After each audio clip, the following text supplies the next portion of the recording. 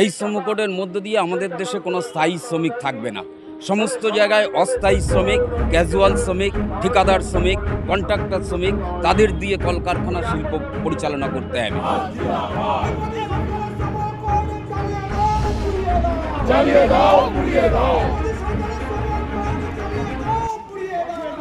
All India central council of trade ইউনিয়নের পক্ষ থেকে আজ এক বিক্ষোভ কর্মসূচির ডাক দেওয়া হয়েছিল নিজাম প্যালেসে। কেন্দ্র সরকারের ডাকে যে শ্রম বিরোধী যে কোড হয়েছে তার বিরোধিতা করার জন্যই আজকে তারা এখানে কর্মসূচি করছেন।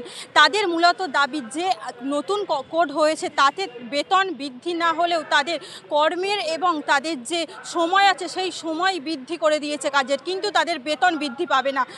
এই সব দাবিগুলো নিয়ে আজ তারা এখানে বিক্ষোভ কর্মসূচির ডাক দিয়েছে। তারা কি বলছেন সরাসরি শোনাবো।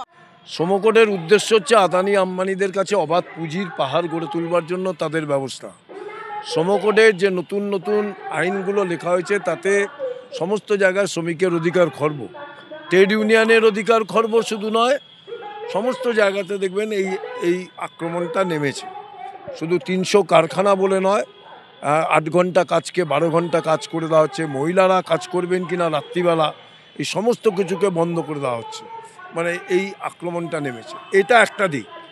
দ্বিতীয় দিক হচ্ছে যে আমাদের রাজ্যেও আপনারা দেখতে পারবেন যে মমতা ব্যানার্জি সরকার বলেছে আমরা শ্রম কোড মানি না।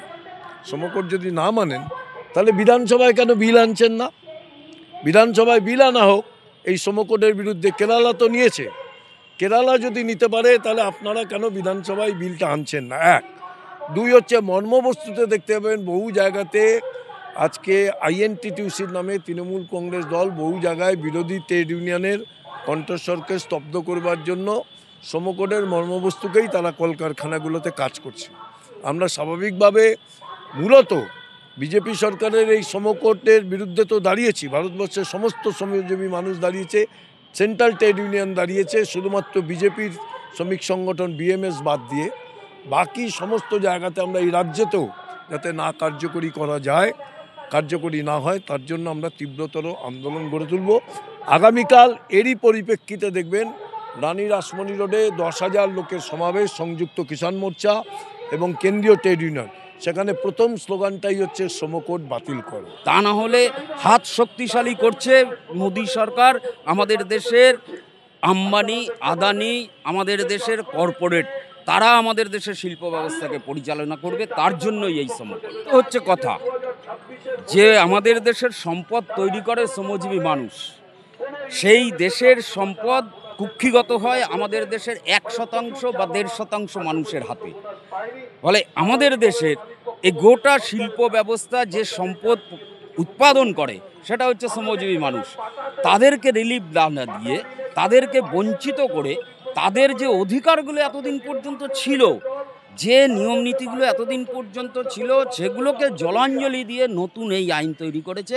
গোটাটাই শিল্প কলকারখানা পুরোটা পরিচালন করবে আদানি আম্বানি কর্পোরেট। এটা তো বাড়ছে, আমাদের রাজ্যে গ্রামে গ্রামে কাজের ব্যবস্থা নেই, কোনো নতুন শিল্প গড়ে উঠছে না। মানুষ চলে যাচ্ছে কেরালায়, দিল্লিতে, গুজরাটে, রাজস্থানে।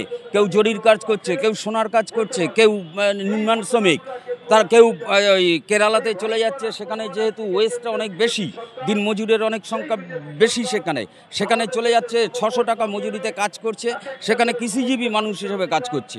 অন্য জায়গায় নির্মাণ শ্রমিক, মুর্শিদাবাদ থেকে দেখুন না, গোটা দিল্লিতে নয়ডায় ভরে গিয়েছে। গুজরাটে যান সেখানে জরির শিল্প করছে, ব্যাঙ্গালোরে যান সেখানে ওই আপনার পালসের কাজ করছে। সমস্ত আমাদের রাজ্য থেকে প্রচুর শ্রমিক, এরকম রাজ্যে রাজ্যে যত শিল্প কল কারখানা থাকবে না তত বেশি শ্রমিক বাইরে চলে যাবে, দেশে বিদেশে বিভিন্ন জায়গায় যাবে। তাদের কোনো স্ট্যাটুটরি বেনিফিট থাকবে না, সামাজিক সুরক্ষা তাদের থাকবে না। বড় বড় কথা লেবার কোডে বলা আছে, অথচ এই যে দেশের নতুন নতুন শিল্প গড়ে তোলা দরকার তার কোনো উদ্যোগ এই রাজ্যের সরকার নিচ্ছে না, কেন্দ্রের সরকার নিচ্ছে না। ফলে শ্রমিক বঞ্চনা আমাদের দেশে ছিল এবং সেটাকে আরও বাড়িয়ে দেওয়া হচ্ছে প্রভূত পরিমাণে। গোটা শিল্প ব্যবস্থাকে আমাদের দেশের এই কর্পোরেটদের স্বার্থে পরিচালিত হবে। আর যারা কাজ পাবে না তারা রাস্তা সস্তায় সুলভ শ্রমিক যাতে পাওয়া যায় তার ব্যবস্থা করছে। অর্থাৎ মানুষ কাজ পাবে না, মানুষ খেতে পাবে না, যা কাজ দেবে, যা বেতন দেবে তাতেই আমরা কারখানায় কাজ করব, এই একটা ব্যবস্থা পরিচালিত করতে চাই। বড় কথা कि आगे 100 শ্রমিক যেখানে ছিল তখন ছাঁটাই করতে কোর্ট থেকে অর্ডার নিতে হতো। এখন 300 অবধি যেখানে শ্রমিক থাকবে ওইখানেও ছাঁটাই করতে কোনো পারমিশন লাগবে না, কোর্টে অর্ডার লাগবে না, ছাঁটনির সুবিধা হলো। সেকেন্ড যে আছে कि काजे घंटा कारखानाए এখন 8 জায়গা 12 ঘন্টা কাজ করা প্রভিজন আছে। আর দোকানে ও প্রতিষ্ঠানে এখন কাজ করতে হবে 10 ঘন্টা। থার্ড, কাজে কোনো নিরাপত্তা থাকবে না, कोई सुरक्षा नहीं रहेगा, वो फिक्स टर्म काज है, आओ सनम जाओ सनम। चौथा कि ये जो अभी बोल रहे हैं कि सर में बजैते, हमको गर्व है भारत के श्रम शक्ति पर, लेकिन असली बात क्या है कि श्रमिकों का शोषण का नया और दासत्व में ले जाने का नया एजेंडा है लेबर कोड।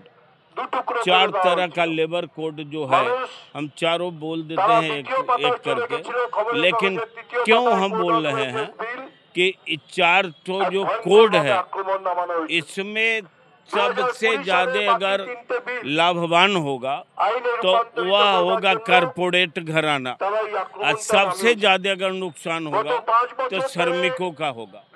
सीधा हिसाब जान लीजिए कि 8×3=24 जो 3 मजदूर मिलके प्रतिदिन काम करता था, 12 घंटा जब काम करेगा तो 2 मजदूर का ही पैसा देना होगा और 3 मजदूर का काम होगा। सरल सस्ता रास्ता में हम बता रहे हैं।